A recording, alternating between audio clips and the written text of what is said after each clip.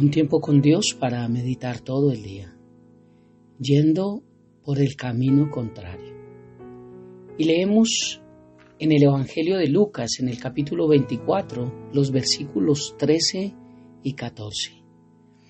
Y dice la palabra de Dios: y he aquí, 2 de ellos iban el mismo día a una aldea llamada Emaús, que estaba a 60 estadios de Jerusalén.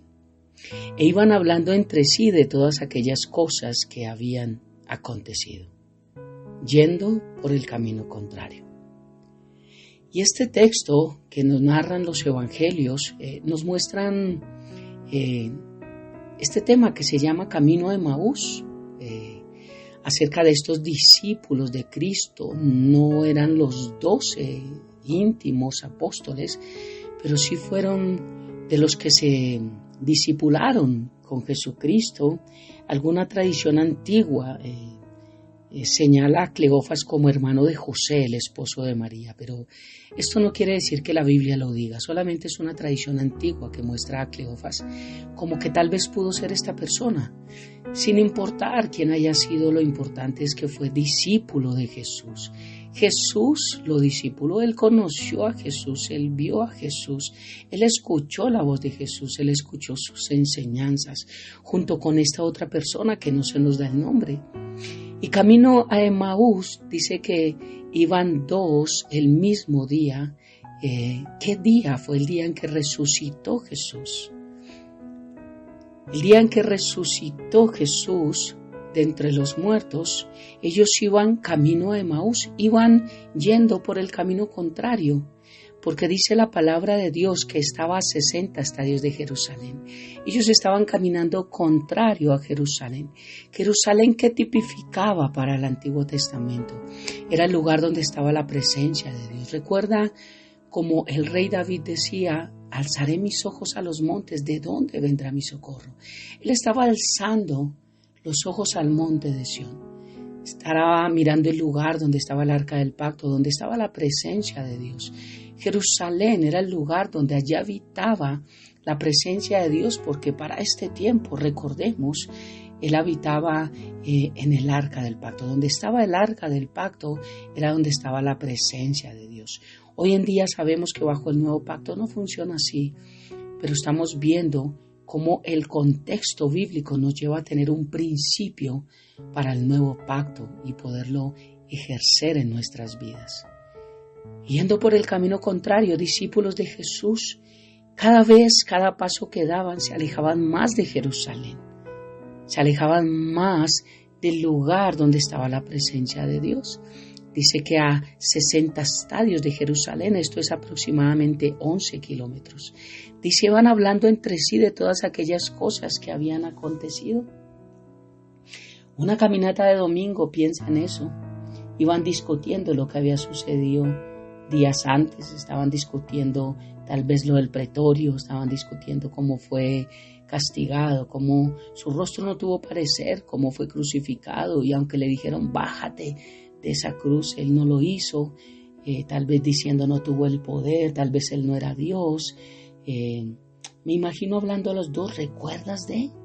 ¿Quién hubiera dicho que esta persona que parecía buena no era Jesús? ¿Qué vamos a hacer ahora? Teníamos nuestra confianza puesta en esto y ahora todo se nos ha derrumbado. ¿Recuerdas cuando dijo esto y aquello?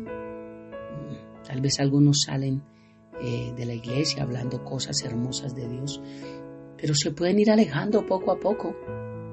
Y eso que aprendieron, eso que Dios nos dio en un domingo, a través de la caminata en que nos alejamos de ese tiempo de la presencia de Dios, podemos empezar igual que estos discípulos, con queja, con murmuración, con crítica, con discusión, con pelea, con divorcios, con todo lo que trae cuando vamos por el camino contrario. Y leí algo que me pareció importante, y es que un hombre dice que habitualmente dormía todo el tiempo que podía, se despertó un día más tarde de lo habitual. Al mirar el reloj salió disparado de la cama, se puso su ropa, se echó agua fría en la cara, rápidamente se peinó. Se tragó un vaso de leche, agarró su maletín, le dio un beso a su esposa mientras corría hacia la puerta. Luego se dirigió a abordar el autobús. Inmediatamente el bus siguió su camino y comenzó a alejarse. Corrió rápidamente hacia él, se subió, pagó su pasaje, dejó caer algunas monedas en la máquina cobradora y tambaleó por el pasillo hasta llegar a su asiento. De repente miró a su alrededor a las personas y cansado, fatigado, preguntó al lado: ¿sabe usted hacia dónde se dirige este bus? Esta historia me recuerda a muchas personas en la actualidad que toman su vida a prisa, subiéndose al bus equivocado y creyendo que van para otro lugar. Toman bus para el sur creyendo ir para el norte, y muchos toman su vida diciendo: Dios está en todos lados, yo creo en Dios a mi manera, y viven una vida supuestamente cristiana a su modo, creyendo que van a ir a la que Dios diseñó en el modo de Dios, tomando el bus equivocado.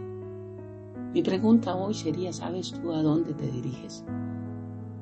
¿Sabes por qué camino vas? ¿Sabes si estás por la ruta correcta? ¿Sabes si realmente el camino que estás llevando cada día, inclusive hoy, es el que Dios ha trazado para nosotros? ¿Realmente estamos sujetos a lo que la palabra de Dios dice, o a lo que un hombre nos ha dicho, o a lo que nosotros creemos? ¿Cuál es el camino que estás llevando? Tal vez también agitado por el mucho quehacer de la vida, también te subiste a un bus y en medio del camino estás preguntando para dónde va. Tal vez muchos en ese mismo bus engañados te dirán que van para buen lugar. Y tal vez cansado te recostarás y dirás: ok, tengo tiempo para seguir. Pero hay una sola verdad y hay un solo camino que seguir.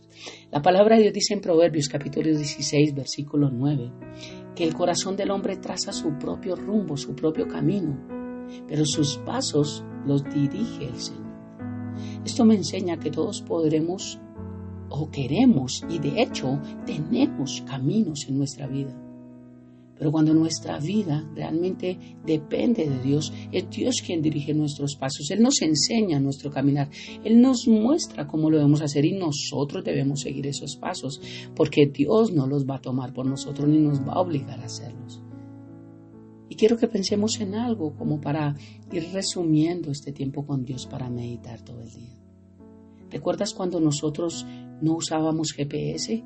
Recuerdo que una vez viajé por carretera a Cartagena y yo llevaba un mapa grande que íbamos viendo las carreteras de Colombia, y abrimos la ventana y el viento me llevó el mapa, me borró el mapa, ya no podíamos conseguir uno hasta que no llegáramos hasta otro pueblo o hasta otra ciudad, y tuvimos que guiarnos un poco por los letreros, pero no había tanta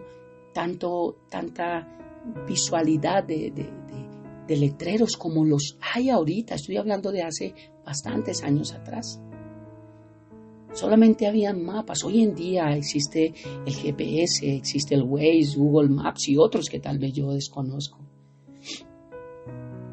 Estos nos dicen hacia dónde hay que girar, a qué distancia está la próxima gasolinera, la hora de llegada, el punto de partida, si hay trancón, si hay policías, si hay retenes. No hay necesidad de adivinar, no nos confunde tomando el camino equivocado. Sencillamente programamos la ruta más corta o la más larga para no pagar peajes, porque lo he visto. Decidimos la que sea, pero nos lleva a nuestro destino. Como hijos de Dios, nosotros también llevamos un GPS para darme a entender. No quiero faltarle el respeto al Espíritu Santo. Sabes que solo lo hago como una analogía, como un ejemplo para darme a entender. El Espíritu Santo es Dios. Es una persona de la Trinidad, es Dios. Nunca le faltaré al respeto. Pero quiero darme a entender que el Espíritu Santo cumple como esa función de un GPS. Nosotros, cuando caminamos bajo su palabra y sabemos lo que la palabra dice, decidimos una ruta, la distancia, Y el Espíritu Santo nos garantiza que llegaremos a ese destino mientras caminemos bajo la voluntad de Dios. Para ello necesitamos escuchar palabra de Dios. Para ello necesitamos crecer en fe. Para ello necesitamos renovar nuestra mente. Y así nos podremos dejar guiar por el Espíritu Santo de Dios. Quiero concluir con este ejemplo, y es que cuando nosotros dejamos ser guiados por el Espíritu Santo, aprendemos a depender de Dios y no de nosotros mismos. Recordemos que eso es lo que se llama dominio propio o autocontrol. Porque cuando creemos que conocemos todas las rutas en la vida y que para donde vamos bien, que no necesitamos de Dios, que no necesitamos de una iglesia, que no necesitamos de un pastor, que no necesitamos quien nos diga qué hacer, pues bueno, estamos yendo por el camino contrario. Sansón creyó que él dominaba el tema. Así que cuando Dalila lo vendió a los filisteos y estos le ataron con cuerdas, Sansón creyó que actuaría como siempre y que conseguiría desatarte. Pero esta vez no se pudo escapar. Y esta vez la fuerza y el poder que Dios había puesto en su vida ya no estaban. Esto me enseña que no es en nuestras fuerzas, es las fuerzas que Dios pone en nosotros, que nosotros no somos Sansones en la vida, que nosotros solamente somos hombres comunes y corrientes, pero que cuando somos débiles, Dios se perfecciona en nuestra debilidad. Por eso necesitamos no apartarnos del lugar donde está la presencia de Dios.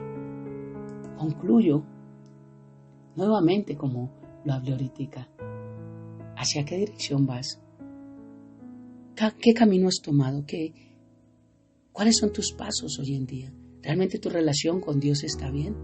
¿Realmente no te has apartado del lugar donde recibes lo que Dios tiene para tu vida? Oremos. Padre eterno de gloria, gracias por esta mañana, gracias por este tiempo, gracias por tu bendición, gracias por tu misericordia. Gracias porque tú dices en tu palabra que tú eres el camino, la verdad y la vida, y que nadie irá al Padre sino a través de ti.